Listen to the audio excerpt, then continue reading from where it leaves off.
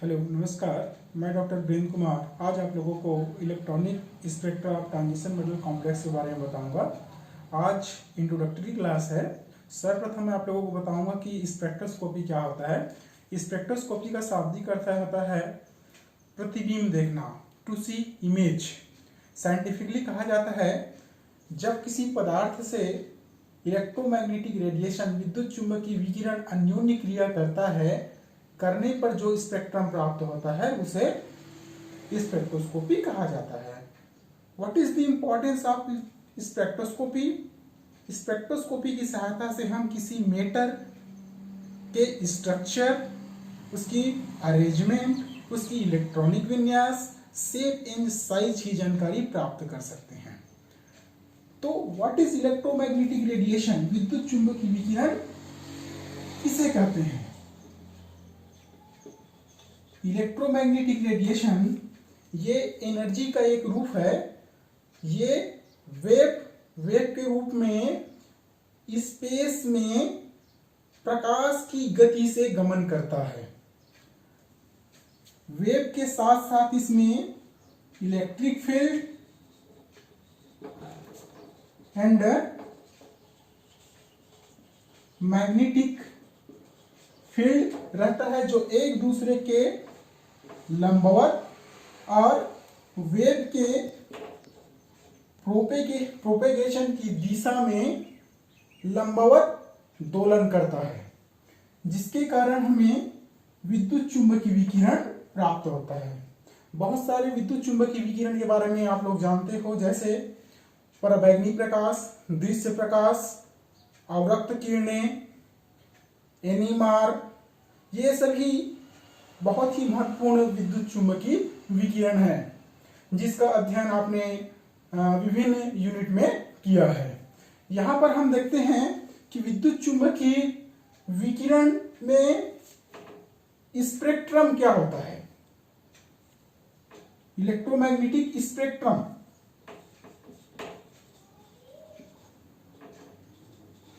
तो स्पेक्ट्रम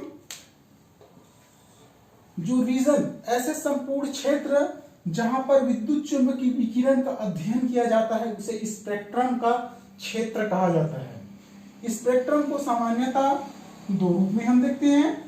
पहला होता है एमिशन स्पेक्ट्रम, दूसरा होता है एब्जॉर्प्शन स्पेक्ट्रम। एमिशन स्पेक्ट्रम में किसी पदार्थ के द्वारा उत्सर्जित प्रकाश की मात्रा को जब किसी प्रिज्म से हम गुजारते हैं और प्रिज्म से गुजारने के बाद जो स्पेक्ट्रम प्राप्त होता है उसे उत्सर्जन स्पेक्ट्रम या एमिशन स्पेक्ट्रम कहा जाता है। फॉर एग्जांपल, सोडियम के लैंप से दो पीली रेखाएं उत्पन्न होता है, वो एमिशन स्पेक्ट्रम का एग्जाम्पल है। एब्जॉर्प्शन स्पेक्ट्रम में जब किसी पदार्थ को किसी माध्यम से होके गुजारने पर पदार्थ के द्वारा अवशोषित पदार्थ की मात्रा जो होती है उस स्थान पर दो काली पट्टियां दिखाई देती है, ब्लैक प्लेट दिखाई देती है, ब्लैक लाइन दिखाई देता है। तो इस बात को प्रमाणित करता है कि वहां पर एब्जॉर्प्शन हुआ है। फॉर एग्जांपल, श्वेत प्रकाश को प्रिज्म से गुजारने से पहले यदि सोडियम फ्लेम से गुजारा जाए तो 7 कलर दिखाई देता है, लेकिन सोडियम फ्लेम जो स्वयं दो पीली रेखाएं दिखाई देता है, वहां पर पीला रेखाएं दिखाई न देकर दो ब्लैक पट्टियां दिखाई देता है, जो इस बात को प्रमाणित करता है कि एब्जॉर्प्शन स्पेक्ट्रम होता है। यदि किसी मॉलिक्यूल में एब्जॉर्प्शन स्पेक्ट्रम या इलेक्ट्रोमैग्नेटिक रेडिएशन को एब्जॉर्ब कर रहा है, इसका मतलब उसकी इंटरनल एनर्जी बहुत ज्यादा है। इंटरनल एनर्जी ज्यादा है तो किसी मॉलिक्यूल की जो इंटरनल एनर्जी रहता है, मॉलिक्यूल्स की जो इंटरनल एनर्जी बहुत सारी एनर्जियों का योग होता है। Internal energy, transitional energy, vibrational energy, rotational energy और इलेक्ट्रॉनिक एनर्जी का योग होता है। अब कोई मॉलिक्यूल विद्युत चुंबकीय विकिरण का एब्जॉर्ब कर रहा है तो वो किस हद तक विकिरण की फ्रीक्वेंसी को एब्जॉर्ब करेगा, किस फ्रीक्वेंसी को एब्जॉर्ब करेगा, इस बात का आंसर हमें विद्युत चुंबकीय विकिरण के विभिन्न क्षेत्रों को अध्ययन करने से हमें प्राप्त होता है। जैसे हमारे टॉपिक में लिखा है electronic spectrum transition metal complex. हम इसलिए इसके इंट्रोडक्टरी पार्ट देख रहे हैं ताकि हमें समझ में आए कि वो कौन सा विद्युत चुंबकीय विकिरण का एब्जॉर्ब करे, ताकि हम उसके स्टडी के लिए उसको सेलेक्ट कर सके। अब देखते हैं इलेक्ट्रॉनिक स्पेक्ट्रम।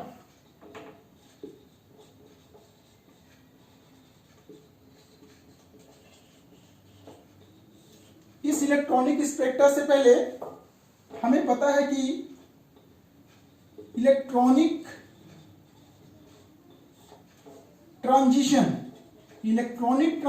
में यूवी एंड विजिबल विद्युत चुंबकीय विकिरण कार्य करता है। अब मान लीजिए किसी मॉलिक्यूल विद्युत चुंबकीय विकिरण यूवी और विजिबल को एब्जॉर्ब कर रहा है, तो एब्जॉर्ब करने के बाद वो उसमें इलेक्ट्रॉनिक स्पेक्ट्रा को जन्म देगा। जब इलेक्ट्रॉनिक स्पेक्ट्रा, मान लीजिए कोई मॉलिक्यूल एब्जॉर्ब कर रहा है, एनर्जी को एब्जॉर्ब कर रहा है, तो उसकी इंटेंसिटी के बीच किस प्रकार का संबंध होगा, उसको देखने के लिए हमें पता होना चाहिए कि absorption A is equal to log I0 upon I, मतलब इंटेंसिटी ऑफ इंसिडेंट लाइट और इंटेंसिटी ऑफ ट्रांसमिटेड लाइट। अब इंटेंसिटी ऑफ ट्रांसमिटेड लाइट और इंटेंसिटी ऑफ इंसिडेंट लाइट का आपस में रिलेशन होता है, और उस रिलेशन में हम यदि पराबैंगनी विकिरण की इंटेंसिटी का उपयोग कर रहे हैं तो उस स्थान पर हम एक मोलर एक्सटिंक्शन कोएफिशिएंट का उपयोग करते हैं, जिसको हम एप्सिलॉन से डिनोट करते हैं। Epsilon is equal to A upon C L. ये मोलर एक्सटिंक्शन कोएफिशिएंट भी इंटेंसिटी को डिनोट करता है। यदि किसी मॉलिक्यूल के द्वारा एक पर्टिकुलर वेवलेंथ में मोलर एक्सटिंक्शन कोएफिशिएंट का मान मैक्सिमम है, इसका मतलब वो उसका लैम्डा मैक्स है। तो प्रत्येक ई मैक्स के लिए लैम्डा मैक्स प्राप्त होता है। अब इसके लिए हम ग्राफ प्लॉट करते हैं, वेवलेंथ वर्सेस ऑप्टिकल डेंसिटी। तो कुछ इस प्रकार से ग्राफ प्राप्त होता है, जो ये ग्राफ ये बताता है कि मॉलिक्यूल एब्जॉर्ब करने के बाद मैक्सिमम वेवलेंथ में गया, और इस वेवलेंथ को हम लोग कहते हैं लैम्डा मैक्स। अब इस लैम्डा मैक्स के द्वारा किस प्रकार के अणुओं को उसने एब्जॉर्ब किया, अब उसको देखने के लिए हमें देखना होगा क्या, इलेक्ट्रॉनिक ट्रांजिशन। क्योंकि इलेक्ट्रॉनिक ट्रांजिशन किस में होता है, इलेक्ट्रॉनिक ट्रांजिशन में यूवी और विजिबल क्षेत्र में ही कार्य करता है। यूवी विजिबल क्षेत्र में ऐसे मॉलिक्यूल जो आपस में जिसकी वैलेंस या जिसके बॉन्ड में वेरिएबल होता है, चेंजेस होता है, उसमें हमें परिवर्तन देखने को मिलेगा। तो इलेक्ट्रॉनिक ट्रांजिशंस को देखने के लिए हमें यह देखना पड़ेगा कि इसमें किस किस प्रकार का ट्रांजिशंस पाया जाता है। ट्रांजिशंस में है सर्वप्रथम सिग्मा से सिग्मा स्टार ट्रांजिशन, दूसरा है non bonding to sigma star transition, third है non bonding to pi star transition, fourth है pi to pi bonding transition. इसको ग्राफ से समझते हैं।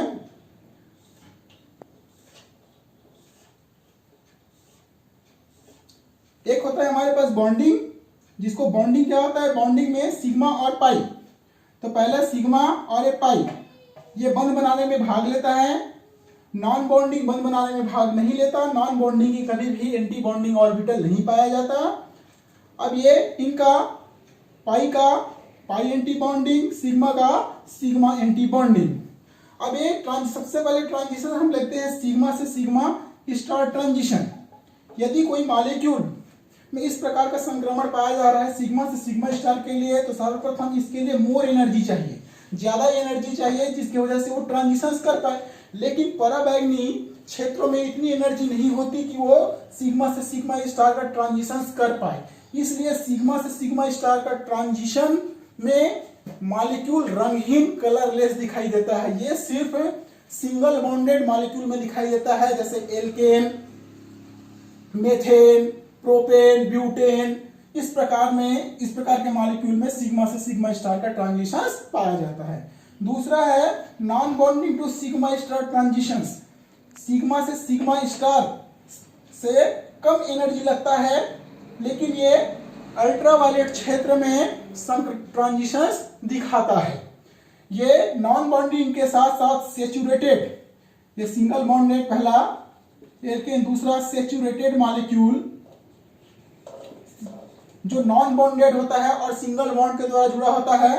फॉर एग्जांपल है मेथिल क्लोराइड या मेथिल हाइड्रोक्साइड।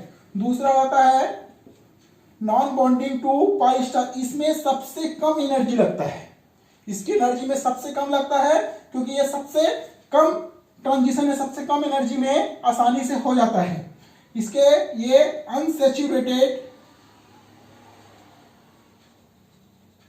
अनसैचुरेटेड मॉलिक्यूल में पाया जाता है, जो क्रोमोफोर के रूप में भी कार्य करता है, जो आपस में non bonding molecule double bond के साथ जुड़ा होता है। जैसे कार्बन के साथ डबल बॉन्ड ऑक्सीजन जुड़ा हुआ है, कार्बन के साथ सल्फर जुड़ा हुआ है। इस प्रकार से मॉलिक्यूल में non bonding to pi star transitions लगता है। पाई टू पाई ट्रांजिशंस ये त्रिस्थ क्षेत्र में कार्य करता है। इसके लिए ये non bonding to sigma star और non bonding to pi star के बीच में पाया जाता है और ये डबल बॉन्ड वाले मॉलिक्यूल में पाया जाता है। इसी क्षेत्र में कोई मॉलिक्यूल हमें कलरफुल दिखाई देता है। तो इस ट्रांजिशंस के क्रम को यदि हम देखें तो पहला है सिग्मा से सिग्मा स्टार, दूसरा हम देखें सिग्मा से पाई स्टार, या दूसरा देखें हम लोग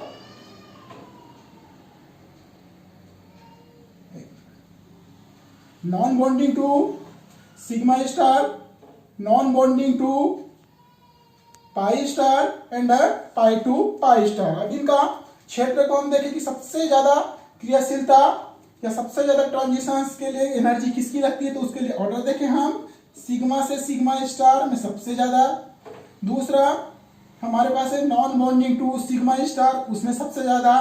तीसरा pi to pi star transitions में, और सबसे कम एनर्जी लगता है non bonding to pi star transitions में। अब इस ट्रांजिशंस में हमने सीखा कि इलेक्ट्रॉनिक स्पेक्ट्रा कैसे ट्रांजिशन मॉलिक्यूल्स में होगा कि नहीं होगा। चूंकि सिंगल बॉन्ड जो मॉलिक्यूल होता है सिग्मा से सिग्मा स्टार के लिए मैंने पहले आपको बताया कि इसमें सबसे ज्यादा एनर्जी रहता है। क्यों? क्योंकि इसके मॉलिक्यूल बहुत पास रहते हैं, जिसकी वजह से इसको तोड़ने के लिए ज्यादा एनर्जी चाहिए। तो किसी भी ऑर्गेनिक मॉलिक्यूल में जो एकल बंध के द्वारा जुड़ा होता है उसको तोड़ने के लिए ज्यादा एनर्जी की आवश्यकता होती है। इसलिए ट्रांजिशंस हमेशा नॉन बॉन्ड एन और पाई बॉन्डेड मॉलिक्यूल में ही आसानी से पाया जाता है। इसीलिए इस ट्रांजिशंस को मेटल कॉम्प्लेक्स में समझने के लिए हम देखते हैं कि इसमें किस किस प्रकार से ट्रांजिशंस पाया जाता है। उस ट्रांजिशंस को देखने के लिए सर्वप्रथम देखें हम ट्रांजिशंस इन मेटल कॉम्प्लेक्स।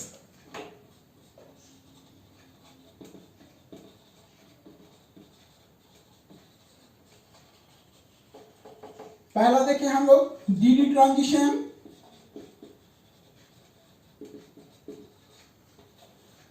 दूसरा है ligand to metal charge transfer, तीसरा देखें metal to ligand charge transfer, fourth है इंटर लिगेंड। अब इसमें हम समझते हैं डीडी ट्रांजिशन। डीडी ट्रांजिशंस क्या होता है? डीडी ट्रांजिशंस को करने के लिए 1000 to 400 नैनोमीटर के रेंज में ये कार्य करता है। इस ट्रांजिशंस में according to molecular orbital theory octahedral molecule D orbital का जब स्प्लिटिंग होता है तो T2G से EG में जाता है। दूसरा है ligand to metal charge transfer, इसको सिग्मा पाई बॉन्डेड के द्वारा जो आपस में जुड़ा होते हैं, इसमें मॉलिक्यूल बॉन्डिंग, एंटी बॉन्डिंग या नॉन बॉन्डिंग होता है। जो मॉलिक्यूल आपस में जो बॉन्डिंग मॉलिक्यूल होता है वो सिग्मा और पाई होता है, जिसकी एनर्जी कम होती है, और जो एंटी बॉन्डिंग ऑर्बिटल होता है उसकी एनर्जी हायर होती है। तो इस मॉलिक्यूल में लिगेंड के द्वारा किसी मेटल को रिड्यूस करने के लिए इस प्रकार का ट्रांसफर किया जाता है। तीसरा हमारे पास metal to ligand charge transfer, जब किसी मेटल के साथ लिगेंड जुड़ा होता है तो वो आपस में सेम कोऑर्डिनेशन वाला या उस सेम कोऑर्डिनेशन के साथ साथ उसके लिगेंड विभिन्न प्रकार से उसमें प्राप्त हो जाते हैं। फॉर एग्जांपल हम ले ले कोबाल्ट के साथ NH3 5Cl2+, उस अवस्था में यहां पर देखिए लिगेंड 5 लिगेंड अमोनिया के आपस में समान है, क्लोरीन डिफरेंट है, जिसके वजह से इसके नेचर में चेंजेस हो जाता है। तो उसे हम कहते हैं किस प्रकार का transfer, metal to ligand charge transfer. Interligand जो ट्रांसफर होता है, तो इंटरलिगेंड में बहुत सारे लिगेंड, एक लिगेंड जब दूसरे लिगेंड में जब आपस में इंटरचेंज करते हैं तो उसके लिए ज्यादा एनर्जी की आवश्यकता होती है, और इस प्रकार से हम देखते हैं कि उसमें किस प्रकार से electronic transition in transition metal complex में होता है। अब इस ट्रांजिशन मेटल कॉम्प्लेक्स में जो नॉन बॉन्डेड और पाई बॉन्डेड जो मॉलिक्यूल है उसमें इलेक्ट्रॉनिक ट्रांजिशंस होता है। उस इलेक्ट्रॉनिक ट्रांजिशंस को हम नेक्स्ट वीडियो में सिलेक्शन रूल के माध्यम से समझेंगे।